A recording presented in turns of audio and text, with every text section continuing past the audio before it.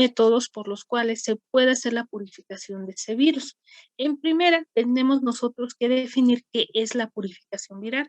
Es la eliminación de cualquier componente extracelular, porque acuérdense que los virus van a estar dentro de la célula. Si yo quiero aislar el virus como tal, tengo que deshacerme de todos los componentes celulares, que pueden estar contaminados con alguna parte de estas células. Y esto contaminados es entre comillas, porque pues obviamente al momento de que yo voy a romper esa célula, pues va a haber algunos organelos y otros componentes, no solamente las partículas virales. Profesora, Existen, sí, ¿me podría regresar tantito la anterior diapositiva? Gracias. claro que sí.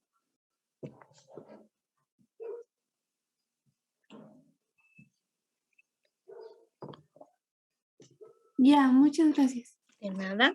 Bueno, existen varios tipos de purificación.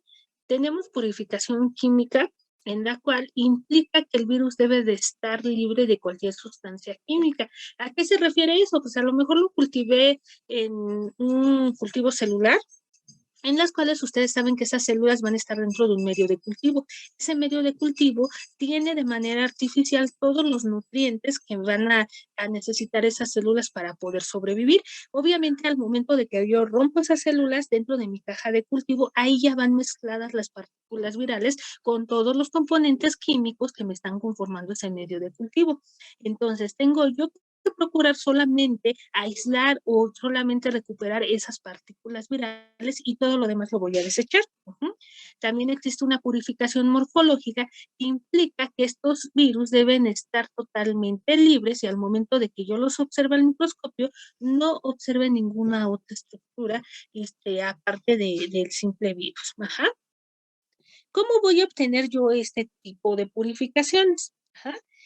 En cuanto a la purificación física, lo que regularmente lo hacemos es por medio de agua destilada. Vamos a someter esas células donde se encuentran esas partículas virales al contacto o a un volumen exacto de agua destilada. Entonces, por osmolaridad, porque va a haber más cantidad de agua que de células, se van a meter por la membrana citoplasmática esa agua que van a estar en el medio ambiente o en el medio en el cual coloque esas células. Entonces va a haber un momento en que esa célula se va a empezar a inflar, porque va a estar pasando mucha agua y se va a romper. Y de esta manera yo ya obtengo esa partícula viral. De esta manera yo puedo purificar de una manera física, que es por ruptura celular, este tipo de células infectadas. También hay otra manera en la cual yo puedo obtener mis virus como tales al momento de romper esas células, es por medio del ultrasonido, que esto es un ultrasonido, aunque no lo crean, que se utiliza para poder romper esas células por congelación y descongelación. Al momento de que yo coloco un tejido o inclusive una caja de cultivo en un congelador, me va a formar cristales. Esos cristales me van a puntear la membrana citoplasmática de esas células y me van a romper la célula. Y de esta manera voy a exponer yo las partículas virales que tienen su centro. Mi célula. También en el caso de algunos tejidos de animales infectados, puedo yo también aislar o purificar ese virus a partir de la maceración de tejidos. Obviamente, como tal, estas dos metodologías necesitan estar sumadas a otra más, porque, por ejemplo, aquí yo ya hice mi ultrasonicación, así se le llama a este método con el cual utilizamos el ultrasonido, ya soniqué esas muestras, ya maceré esas muestras, pero ¿cómo voy a separar todos los componentes celulares en el caso de un tejido o en el caso de esa sonicación que ya se rompieron? Pues por medio de otro método que puede ser una ultracentrifugación o también puedo hacerlo por medio de ultrafiltración o por una cromatografía, o sea, son como técnicas que se van conjuntando. Porque obviamente les digo, aquí yo ya tengo mis partículas virales libres, pero están mezcladas con todos los componentes celulares. Entonces tengo yo que ver la manera en la cual puedo separar estos componentes celulares. Y una de estas maneras es por medio de la centrifugación. Obviamente, a diferentes, en este caso están las medidas por gravedades, que también se pueden extrapolar a lo que son revoluciones por minuto. Inclusive ya hay algunas centrífugas en las cuales se puede programar, son digitales, para poder pasar de estas gravedades a revoluciones por minuto. Entonces, conforme va girando este rotor o esta centrífuga, se van separando cada uno de los componentes celulares. Ajá. En primera vamos a tener una velocidad media que que mi compuesto, mi solución, donde se encuentran todos los componentes celulares y los virus, se van a ir mezclando posteriormente conforme van aumentando estas gravedades o revoluciones por minutos. Vamos a ver que se van sedimentando algunos componentes. A 15,000 gravedades se puede observar que en el sedimento vamos a encontrar restos de células y también núcleos y citoesqueletos celulares. Ajá. 8,000 revoluciones por minuto vamos a ver en el sedimento microsomas y pequeñas vesículas. Ajá. Y ya a 150,000 gravedades, que ya es una ultracentrifugación como tal, ya se puede considerar, en un periodo de 3 horas, podemos nosotros observar que ya se sedimentaron la mayoría de los componentes celulares. Ajá. Entonces, obviamente, como los virus tienen pesos más pequeñitos, vamos a observar que bueno, no los vamos a observar, vamos a deducir que se van a quedar aquí en el sobrenadante en suspensión. Entonces, ya lo que yo voy a recolectar después de mi ultracentrifugación van a ser el medio, o podríamos decir ese sobrenadante con mis partículas virales. Y todo lo que se quedó en el fondo van a ser sedimentos de las estructuras celulares. Y posteriormente, para poder separar cada una de estas proteínas virales, tengo yo que someter mi muestra a otro procedimiento que vamos a ver más adelante. ¿Okay? Bueno, existen varios métodos de ultracentrifugación. Si ustedes se dieron cuenta, las gravedades que se manejan son demasiadas, 150,000 gravedades por 3 horas, son velocidades en las cuales, pues obviamente no alcanza una centrífuga normal. Para eso se utilizan este tipo de equipo, que es una ultracentrífuga. Estas mangas que ustedes ven aquí, donde se colocan los tubos, son de metal para que no puedan salir disparadas, para que pesen, y por esta velocidad tan grande se corre el riesgo en que pueda salir volando un tubo. Entonces, por eso, estos contenedores donde se ponen estos tubos son muy, muy pesados. Por lo regular, el que yo utilicé pesaba como 8 kilos. Entonces, ahí tenemos que poner nosotros nuestros tubos de 10 mililitros, pero tiene ese peso para que no salgan volando los tubos. Se tienen que calibrar súper bien estos tubos que tengan el mismo volumen, porque se imaginan, cuando tengan la oportunidad de ya estar de manera presencial en los laboratorios, varias ocasiones van a tener que centrifugar, y si nosotros no calibramos bien esos tubos, ¿a qué me refiero con calibrar? A que lleven el mismo volumen, van a ver que las centrífugas bailan, empiezan a moverse de lado a lado. Ahí en el laboratorio tenemos una centrífuga muy bailarina, con una pequeña variante de volúmenes entre los tubos, empieza a bailotear y hasta una vez casi se nos cae de la mesa. Entonces, ¿se imaginan qué accidente podríamos nosotros ocasionar si no calibramos bien esta ultracentrífuga con esas velocidades por minuto? Hasta puede llegar a romper una pared. Entonces debemos de tener cuidado. En el caso de la ultracentrifugación, podemos hacer algo tan sencillo como esto, de tener mi caja de cultivo, romper esas células que les comentaba yo que se puede hacer por medio de congelación, de procesos de meterlo al congelador, lo saco, lo vuelvo a meter y lo saco. Esa cajita de cultivo. Las células se rompen. O también hay una manera mecánica en la cual se rompen estas células, que es por medio como de una espatulita que se llama gendarme.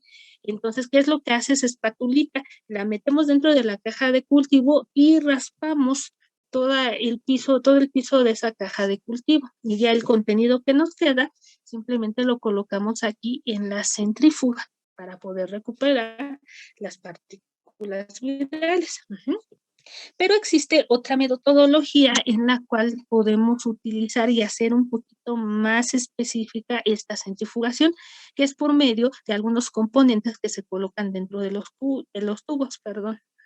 Esta es una imagen de una centrifugación que se denomina como zonal, que es a base de sacarosa. ¿Qué es lo que hace la sacarosa? En la sacarosa nosotros vamos a colocar primero nuestra muestra y posteriormente vamos a colocar ese colchón de sacarosa, así se le denomina, que tiene como una consistencia viscosa. Se va a quedar ese colchón de sacarosa y posteriormente, después de que pasa aproximadamente 30 minutos en la ultracentrifugación, este colchoncito de sacarosa me va a dividir como en dos fracciones mi muestra. En la fracción de abajo se van a quedar todos los componentes, ajá, que son virales, son proteínas virales, y todas las estructuras más pesadas se van a quedar en la parte de arriba. ¿Por qué? Este colchón de sacarosa me va a servir como si fuera un filtro, y al momento de que está girando, está pasando el líquido de arriba hacia abajo, pero esos filtros o esos poros que genera ese colchón de sacarosa son muy pequeños. Entonces, en este caso, yo estoy seleccionando esas proteínas virales que son más pequeñas que mis componentes celulares. Los componentes celulares se les van a quedar en la parte de arriba y sus componentes virales en la parte de abajo. Y el pellet que nos va a quedar en este caso se forma aquí abajo de nuestro colchón de sacarosa. ¿Ya lo vieron? Este es mi colchón de sacarosa y esta es mi muestra de proteínas virales. Entonces ya lo único que tengo que hacer, ya todos los componentes celulares se quedan arriba de este colchón.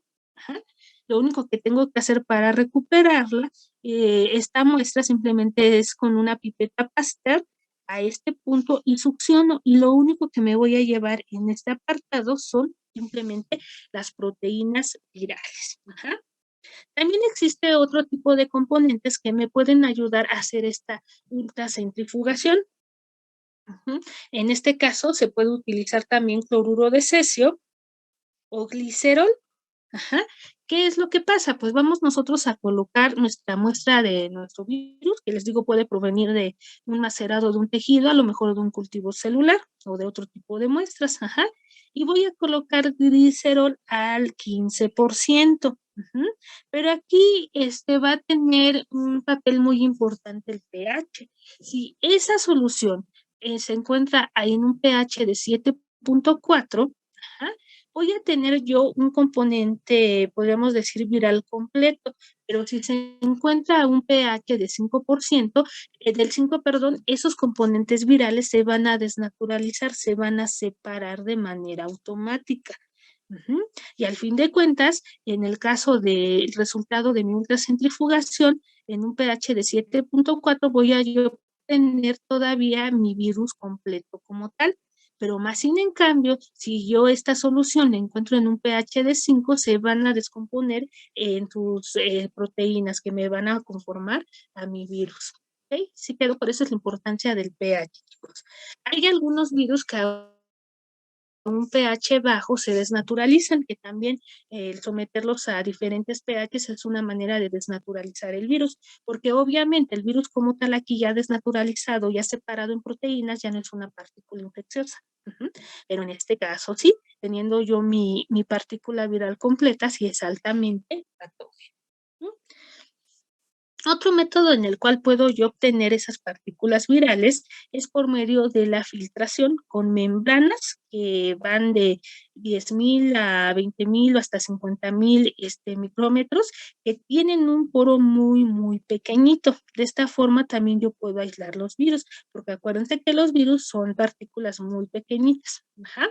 Entonces, en este caso, se pueden quedar todos los componentes celulares atrapados en ese papel filtro. Y ya lo único que me quede como resultado de la filtración va a ser una solución con mis partículas virales.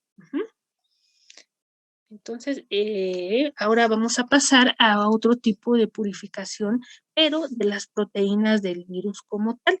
Ustedes ya vieron en el laboratorio la técnica de electroforesis. Ya les platicaron que vamos a partir de tener una muestra, ya puede ser de una cepa viral, a lo mejor posiblemente de un aislado, de un tejido, de un cultivo celular, el cual tiene que pasar por un proceso en el cual se van a separar cada uno de estos componentes proteicos, porque no pierdan de vista que los virus al fin de cuentas están compuestos a base de un genoma y todo lo demás son proteínas, en todas sus variantes. Entonces, yo someto bajo este proceso de lisis proteica, gracias al beta-mercaptoetanol y también al SDS, se van a provocar esa separación de esas proteínas y posteriormente lo voy a colocar en mi carricito, voy a conectar esa cámara de electroforesis y van a empezar a migrar de un polo negativo a un polo positivo esas muestras, ¿verdad? Y quedamos que podemos nosotros obtener este tipo de imágenes. En sí, el que ustedes obtienen es el gel en color azul, que nos da este color azul, el azul de Comasi, que es un colorante específico para proteínas. Este que yo les estoy comentando, el que ustedes están viendo, es un Western blot, que yo creo también hablaron de él en laboratorio, en la cual cada una de estas líneas que ustedes ven señalados, en cada una de estas tiras del papel de nitrocelulosa corresponden a una proteína en específico que se pudo detectar en cada una de estos cultivos celulares. Estos cultivos celulares, cada uno es una caja diferente que se infectó con los lentivirus de pequeños rumiantes. Aparte de que estuvimos observando más o menos los efectos citopáticos, que ya les había yo platicado que son como cambios que va a provocar el virus dentro de mi célula, que son característicos a cada uno de los virus. Por ejemplo, la formación de sincitios me lo va a provocar los lentivirus de pequeños rumiantes, puede haber lisis celular, entre otro tipo de efectos citopáticos. Pero aquí, ¿cuál es la importancia? Cada una de estas líneas corresponden a una proteína de tipo viral. Y de esta forma yo puedo aislar esas proteínas. Si yo tuviera el gel de electroforesis, podría yo cortar el gel exactamente en la banda que es significativa para, no sé, para la proteína 135, que es una glicoproteína de superficie de mi virus. Y de esta manera yo ya aislé esa proteína en específico. Si yo tuviera una proteína de transmembrana de 45 kilodaltones, pues recorto de mi gel esa proteína y de esta manera la puedo purificar. Deshago el gel y posteriormente recupero esa proteína en específico. ¿Ok? Entonces, más o menos este es un ejemplo, chicuelos, de que cómo se pueden infectar los cultivos celulares, cómo extraigo yo las muestras, y cómo puedo yo evidenciar cada una de estas proteínas. Les digo, es un proceso algo largo este experimento, aunque lo vean así que digan, ay, pues nada más tardó 21 días en hacerlo. Tardé casi un año en poder establecer el cultivo celular, en determinar las condiciones de infección, en poder infectar mis células y posteriormente en tener los resultados. Podemos decir que el paso final fue hacer la electroforesis y el Western blot. Esta es una imagen igual, pues los vean. Cada una de estas líneas va a corresponder a una proteína de origen viral, que obviamente yo ya desnaturalicé. Lo puedo yo evidenciar con el Western blot o también puedo yo realizar, podríamos decir, la identificación de esas proteínas virales o la separación por medio de esta técnica. Esta técnica se llama cromatografía, que consiste simplemente en tratar de separar los componentes proteicos de una mezcla. En este caso, el principio es que una parte de esa muestra, podríamos decir, está disuelta en un medio fluido. ¿A qué se refiere a que es un medio fluido? A que es un medio en el cual puede ir pasando de un lado a otro, que por lo regular en este caso es un medio líquido. Podríamos imaginarnos a lo mejor que es como una tipo filtración, entre comillas, porque lleva algunas características un poquito diferentes. Entonces, tienen una fase, digamos, móvil, que es una fase fluida en la cual va a ir como vehículo, les digo, por lo regular es como agua destilada o algo así que pueda pasar sobre una membrana que se desplaza a través de una fase estacionaria, y esa fase estacionaria les digo que es un papel filtro o una membranita. ¿Y qué es lo que va a pasar? Que me va a ir pasando como en varias fases y me va a ir separando esas proteínas en diferentes tamaños. Entonces, vean, aquí yo parto de que tengo mi mezcla de proteínas. Conforme va a ir pasando por ese filtro, se van a ir separando porque los filtros se van haciendo cada día más pequeños. Entonces, a lo mejor mis proteínas más grandes se quedan en el paso 7 o en el filtro 7, mis proteínas de mediano tamaño se quedan en mi filtro 8 y mis proteínas más pequeñas se van a pasar hasta el paso 9. Y algo más o menos así es la cromatografía. Pero la cromatografía existen varias, como podemos decir, modificaciones o varios tipos de cromatografías. Yo les voy a explicar solamente dos, que son las que comúnmente ocupamos en el laboratorio de virología, porque también hay cromatografía de gases. Entonces, esta parte móvil que se le agrega a mi muestra, en este caso es un gas que tiene que mover a mi muestra y pasar por diferentes filtros. Bueno, ¿en qué consiste esta cromatografía que se denomina de exclusión?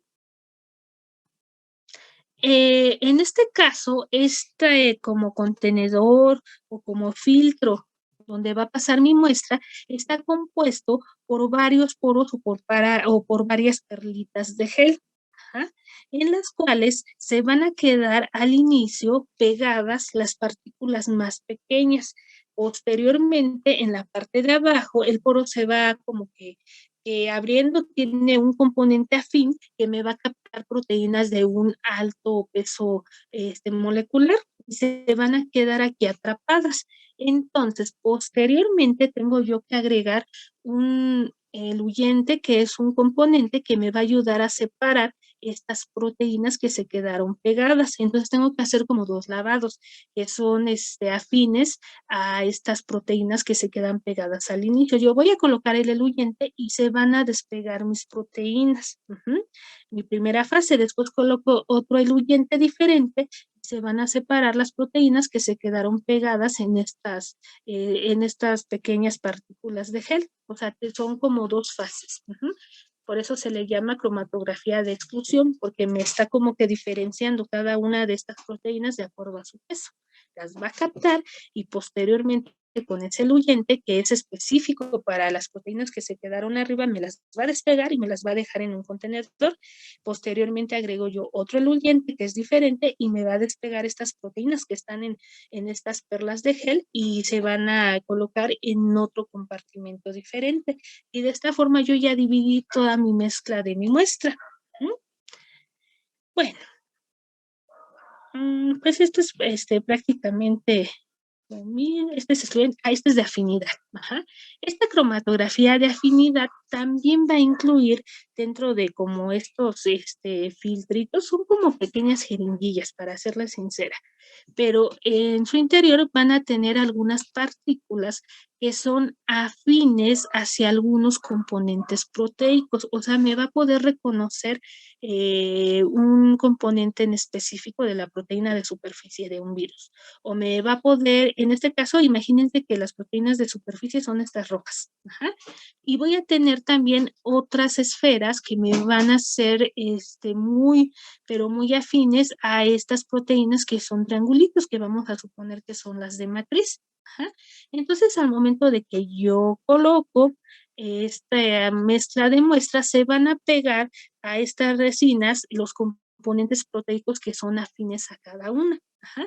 Entonces, por eso aquí pueden ustedes observar que estas partículas son como, sí, pues son como resinitas, se les van a pegar todas las proteínas que corresponden a la envoltura, vamos a suponer, y luego hay otras esferitas donde se van a colocar las que están afines a una proteína de matriz, y puede haber algunas que no se pega a ninguna de estas esferas. Entonces, de esta manera ya pude yo dividir una mezcla en tres componentes. Primero, las proteínas de matriz, después las proteínas de membrana y después las proteínas que no fueron afines a ninguna de estas resinas. Y de esta manera, pues ya pude separar esa mezcla de componentes virales. Bueno, también existe un tipo de purificación que es netamente química y se ha descrito exclusivamente para virus desnudos. Ajá.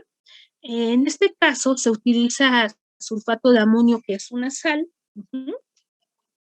Ese sulfato de amonio se le agrega a nuestra solución donde se encuentran nuestras partículas virales. Ajá. Porque, ¿qué es lo que va a pasar? En este caso vamos a suponer que yo ya rompí esa célula, están mis componentes aquí en forma líquida. Ujú. Yo le agrego ese sulfato de amonio, perdón, y me va a ayudar a concentrar todas esas partículas virales, todas esas proteínas. Ujú. ¿Por qué? Porque a medida de que aumenta la concentración de sal dentro de una solución, las proteínas son un poquito más solubles. Entonces, de esta manera las precipito y al observarlas yo precipitadas, y es más fácil que las pueda recuperar y de esta forma puedo yo purificar esas partículas virales. Pero les digo, solamente se utilizan para virus desnudos. Ujú. También puedo yo utilizar algunos disolventes como es el etanol. Ujú. ¿En qué consiste el uso de este etanol? Que al fin de cuentas es un alcohol, en que disminuye como que la capacidad de que se disuelvan algunos componentes virales, como es el caso del genoma DNA. Vamos a poner ese ejemplo. Ujú. Entonces, ¿qué es lo que hace este etanol? Ese etanol me va a proteger el genoma de mi virus y de esta forma puedo yo recuperar esa parte del virus como tal, porque no se va a solubilizar donde yo lo tenga ahí resguardado. Ujú. Este proceso se hace al momento de que hacemos nosotros extracción de DNA para poder realizar una PCR. Tenemos nosotros nuestra mezcla de células, posteriormente le agregamos el agente precipitador, que en este caso es el etanol, nos va a precipitar el genoma. Ajá. Posteriormente, una vez que se precipita, lo centrifugamos y en el fondo nos van a quedar solamente ese genoma ya precipitado, vamos a decantar y nos vamos a quedar solamente con el pele de mi genoma viral y posteriormente lo único que tenemos que hacer es hidratar con agua destilada, grado biología molecular. Pero les digo, esto se utiliza más ya a nivel de hacer PCRs y todo lo que es diagnóstico molecular. ¿Mm? Bueno. Entonces, ya terminamos la parte de purificación, ya sabemos la metodología por la cual puedo yo extraer esas partículas virales. Ujú. Y una vez que nosotros obtenemos ya nuestras muestras de virus, es importante conservarlas. Tenemos que mantenerlas en congelación, porque el cambio de temperatura también llega a modificar y llega también a que, como resultado, a que se descompongan algunos de los componentes proteicos. Y entonces, obviamente, si se fractura la cápside, que al fin de cuentas es un componente netamente proteico, el virus ya no va a estar protegido y se va a desnaturalizar y ya no me va a servir para poder realizar pruebas diagnósticas o a lo mejor para seguir infectando otros animales. Ujú. Luego, también hay otro apartado que tenemos nosotros que checar, que es la inactivación viral. ¿En qué consiste esta inactivación viral? Consiste en eliminación de la capacidad replicativa de un virus. Ujú. La podemos obtener de diferentes, por medio de diferentes métodos. El principal es por medio de la temperatura. Ujú. Hay algunos virus que sí pueden, vivir un tiempo relativo fuera de la célula, pero por lo regular necesitan un vehículo para poder infectar y también para poderse proteger. Ujú. Pero bueno, vamos a hablar de los virus que tienen, que están conformados, por proteínas que ya sabemos. Ujú. Ha habido varios trabajos donde se ha podido detectar que las proteínas de superficie de estos virus se desnaturalizan a unas temperaturas de 55 a 60 grados. Les digo, esta no es una regla general, ujú, pero hay algunos virus que sí son susceptibles. Por ejemplo, en el caso de temperaturas a 70 grados, los virus sobreviven segundos. A temperaturas de 50 grados sobreviven minutos. En medio ambiente pueden llegar a sobrevivir horas. Ujú. A 20 grados pueden llegar a sobrevivir días, a menos 70 grados meses y a menos 90 grados años. Ajá. No sé si han escuchado que ahorita que ya por el calentamiento global se están deshielando los polos, han observado, han encontrado ya varios fósiles. Ajá. Obviamente son temperaturas muy bajas y todavía han podido recuperar algunas partículas virales de esos especímenes porque se conservan bastante bien a temperaturas bajas. También ya les había yo comentado hace un momento que hay algunos virus que sí son susceptibles a los cambios de pH, se empiezan a desdoblar esas uniones de las proteínas para poder exponer el genoma y el genoma a temperatura ambiente no aguanta, se empieza a desnaturalizar, pero efectivamente hay virus que pueden seguir su replicación en un pH bajo. Por ejemplo, los rotavirus y también los coronavirus entéricos que se encuentran pues en el estómago. En el estómago nosotros tenemos un pH ácido y pueden llegar ahí a sobrevivir bastante tiempo. Bueno, pero uno de los ejemplos donde podemos nosotros considerar que el pH cumple una función importante es en el caso que vimos anteriormente para poder ocupar la sacarosa en determinado momento. Si lo que quiero es lisar completamente a mi virus o simplemente quiero recuperar mi partícula viral completa, ¿verdad? Entonces, ¿qué es lo que hace el pH? A pH normal 7, nuestra partícula viral va a estar completamente conformada. Si yo lo someto a un cambio de pH, se van a empezar a desnaturalizar las proteínas de superficie, posteriormente las de cápside, hasta que quede expuesto el genoma viral. Y una vez que quede expuesto el genoma viral, dura solamente algunos minutos y se elimina mi partícula viral. Bueno, también existe otro método físico en el cual se inactivan los virus, que es por medio del efecto de la radiación. ¿Qué rayos puedo yo utilizar? Rayos X, rayos gamas, y estos actúan directamente sobre el genoma del virus, porque va a atravesar esas proteínas de cápside. Hay diferentes ondas de luz ultravioleta. Ahorita, desde que se generó lo del problema del COVID, en Mercado Libre yo me he fijado que están vendiendo lámparas UV según para esterilizar superficies y objetos, pero deben de tener en consideración que el rango, la longitud de onda que deben de tener esas lamparitas para poder asegurar que estén esterilizando la superficie o que de verdad me estén destruyendo al virus de COVID, es que debe de tener una longitud de onda de 254 nanómetros. 10 menos no les sirve para nada, nada más para hacer jueguitos con las luces o pretender que estamos en una disco, tipo, lo sé, porque a mí me ha tocado ver que muchas personas creen que con las maquinitas esas de luz UV con las que hacen las uñas de acrílico, creen que les pueden desinfectar todo y no, chicos, deben de estar en esta longitud de onda, si no, no sirve.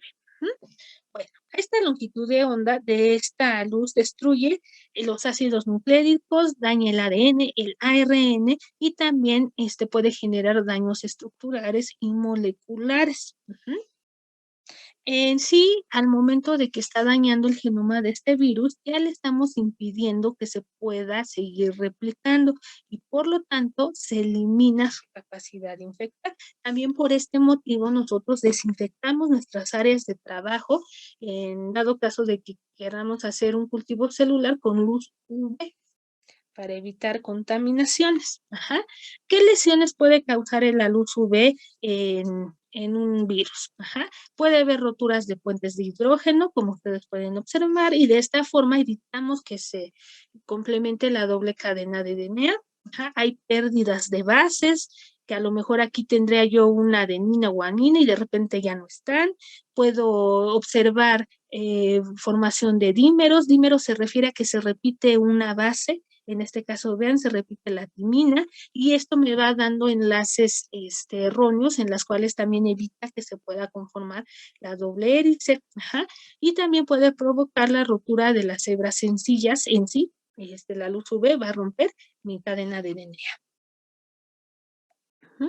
También podemos nosotros obtener, bueno, se pueden observar este tipo de cosas donde a lo mejor las uniones entre cada uno de esos nucleótidos se cambian.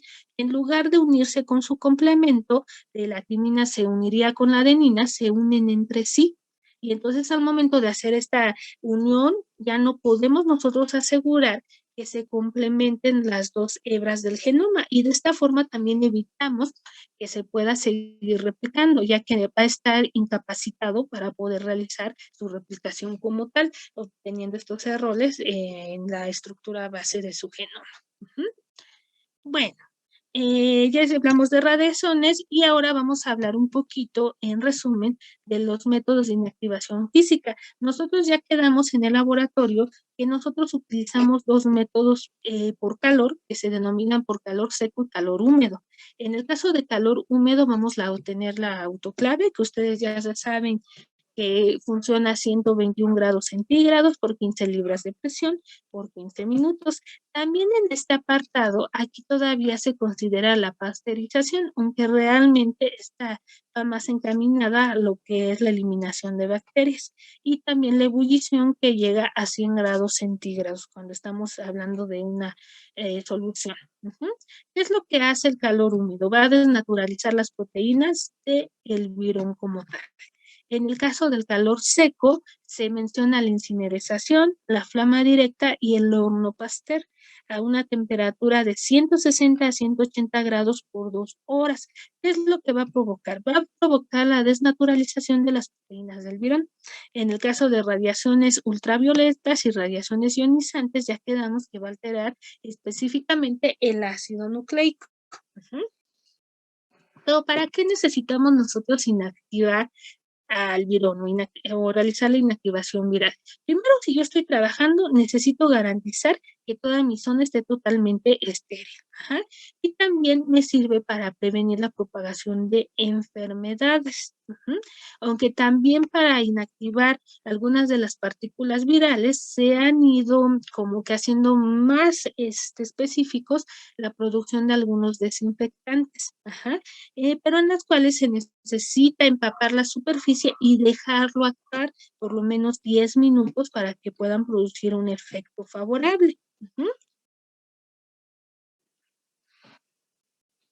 ¿Qué componentes podemos nosotros utilizar para poder realizar una inactivación de tipo química? En este caso vamos a utilizar componentes químicos.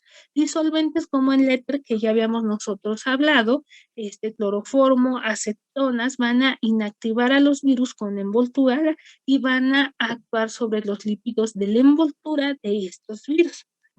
Solventes orgánicos, como es la urea, van a despolarizar la envoltura viral y si la despolarizan, obviamente esa envoltura se va a eliminar y podemos nosotros tener acceso a lo que son las proteínas de cápside que posteriormente también se pueden ir abriendo. Sales viriales van a saponificar a los virus envueltos, actúan sobre los lípidos de la envoltura. En el caso de tensoactivos, no se preocupen, no se los voy a leer, ahí los leen, es un montón de información, no se los pregunto como tal, solamente es para que tengan la información. ¿Qué es lo que pasa en el caso de los tensoactivos? En este caso se refiere a lo que son los jabones. Entonces, ¿cómo van a funcionar estos jabones? Por lo regular van a afectar a los virus que son envueltos, que tienen una capa lipídica, que quedamos que esa capa lipídica, que es una pequeña parte de grasa, la van a obtener a partir de la membrana de la membrana de la célula que están infectando, ¿verdad? Entonces, ya quedamos que estas proteínas de envoltura son las que van a ayudar a infectar a las células. Entonces, ¿qué es lo que pasa? Si voy a someter esas partículas que son hidrofílicas, porque al fin de cuentas, acuérdense que son partículas grasas, tienen una parte hidrofílica y otra hidrofóbica, al momento de que yo las voy a poner en contacto con el jabón, que es un agente tensoactivo, esta cola de las moléculas de jabón se van a conectar con la capa de grasa del virus, porque al fin acuérdense que el jabón es una mayor parte de grasa, y las proteínas y otros fragmentos de los virus van a estar arrasados al momento, van a ser eliminados al momento de que yo voy a meter mis manitas al chorro de agua. Entonces, ¿qué es lo que hace el jabón? Se va a encontrar como una sí, van a ser afín a los componentes de envoltura de mi virus, se van a mezclar con ellos, se van a unir. Ujú. Entonces, al momento de que se unen, yo voy a estar haciendo espumita con mis manitas y cuando yo los coloque al chorro de agua, al momento de que se van a ir estas partes de los componentes de mi jabón, van a ir ya unidas con mis componentes igual, de mi partícula viral y se van a despegar. Ajá. Y al momento de que se despegan, se van a llevar parte de la cápside y va a quedar expuesto el genoma de mi virus. Y de esta forma es por la cual nos están diciendo que nos tenemos que lavar las manos para poder contrarrestar la infección del COVID. Es muy buena forma de poder evitar contagios. Bueno, también pueden utilizar fijadores como es el formaldehído, que actúa reaccionando con los grupos aminos de las proteínas y de los ácidos nucleicos de mi virus. También pueden utilizar el óxido de etileno, que también va a afectar a nivel de ácido nucleico. Y en cuanto a los colorantes, pueden utilizar azul de toluina, rojo neutro y también proflavina. Y también hace algunos años utilizaba naranja de agridina, pero ya ahorita es menos en realidad. ¿Y en qué consiste la adición de colorantes? Van a decir, ay, pues si usted me dijo que no puedo ver los virus, entonces, pues, ¿para qué le voy a adicionar un colorante? Se les adiciona anticuerpos porque van a activar algunas funciones en las cuales a lo mejor voy a tener una reacción al momento de que someto esa muestra a una luz en específico, puede ser una luz ultravioleta. Ajá. Entonces, se imaginan, yo puedo hacer más específica esta reacción o puedo intensificarla. Al momento de que agrego este colorante, van a absorber más esa luz UV. Ajá. Es lo que pasa. Entonces, voy a suponer que yo ya le agregué ese colorante a mi muestra. Ajá. Ese colorante se va a intercalar en el genoma de mi virus. Ajá. Y al momento de que yo lo voy a someter a una luz UV, se va a empezar a activar.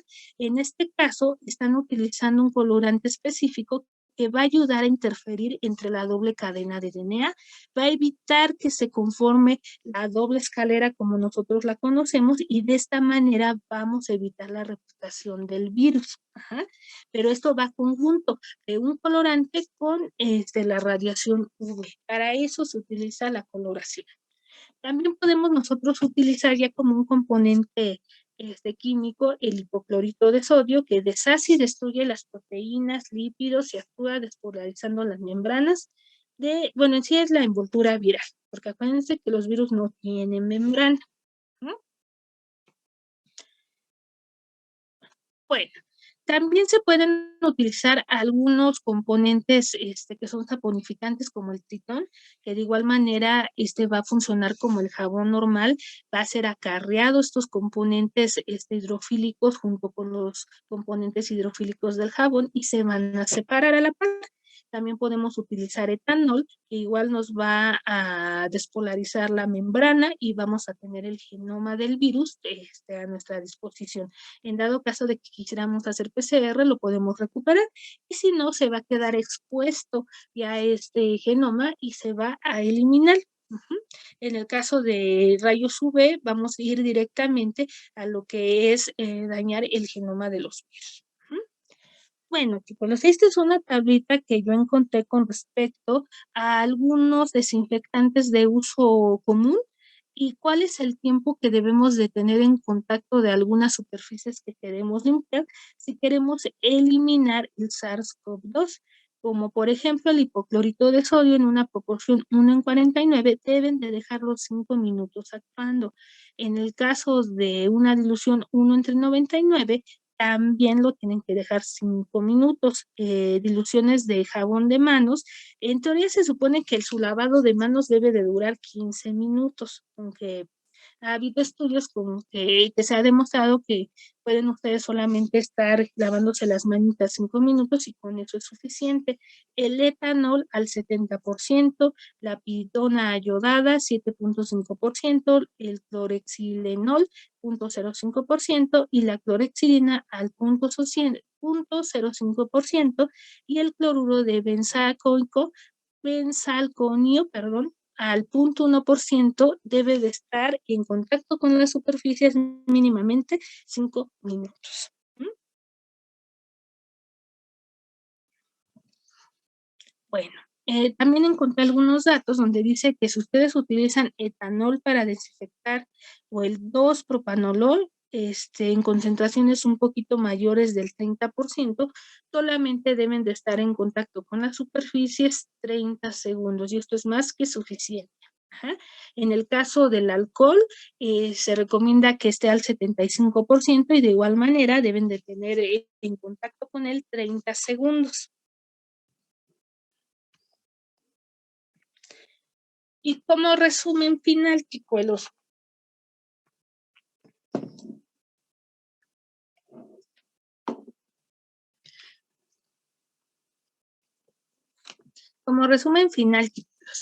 en el caso de la eliminación de los virus, no hay un método eficaz para cada uno. Hay algunos virus que resisten más a temperaturas, hay virus que resisten más al pH bajo, hay algunos virus que son bastante sensibles a lo que son las saponificaciones, pero no se puede aplicar una regla general para poder eliminar a todos los virus de una manera similar. O sea, no hay un protocolo específico o un producto que me pueda asegurar que me va a eliminar todos los virus que existen.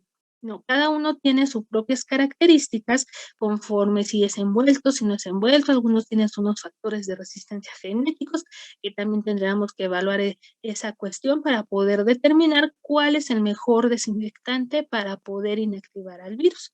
Entonces, mientras no exista ese desinfectante, nosotros tenemos que tener en cuenta estos puntitos para saber cuál vamos a utilizar. Primero, la eficacia. Ajá. ¿Cuál es la eficiencia de ese producto hacia la destrucción del virus como tal?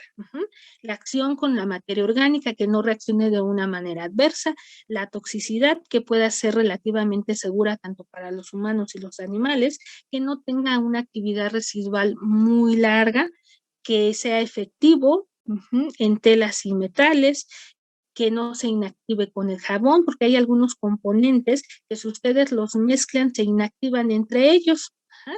Y la solubilidad en cuanto a acidez, alcalinidad y pH. Si van a utilizar a lo mejor algunas concentraciones, asegurarnos de que ese producto se pueda mezclar bien. El tiempo de contacto también lo deben de tener en cuenta porque en muchas ocasiones no es que el producto no funcione, es que no le damos el tiempo debido para que este actúe. Y también de preferencia que todos funcionen bajo temperatura ambiente y que sean de fácil almacenaje. Y algo que no deben de perder de vista, chicos, los antibióticos no tienen ninguna acción sobre los virus, ¿ok? Solamente actúan contra las bacterias.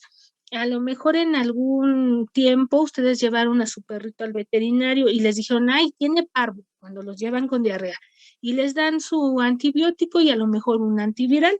El antibiótico sí está prescrito para ese tipo de enfermedades de tipo viral porque obviamente baja la inmunidad y cuando baja la inmunidad de un perrito puede haber algunas bacterias oportunistas que puedan aprovechar para poderlo infectar. Solamente por eso se les da el antibiótico, no porque el antibiótico como tal les vaya a resolver el problema de tipo viral. El problema de tipo viral solamente se resuelve con la inmunidad propia del paciente y también con algunos agentes antivirales que se tienen que usar a la par. Pero bueno, eso lo vamos a ver cuando lleguemos a terapia antiviral. Y tan, chicuelos. Ay, miren, justo a tiempo terminé. ¿Alguna pregunta, chicos? No, profesora, ninguna. No, profesora. No, maestra. Ok, gracias, chicos, y gracias por aguantar.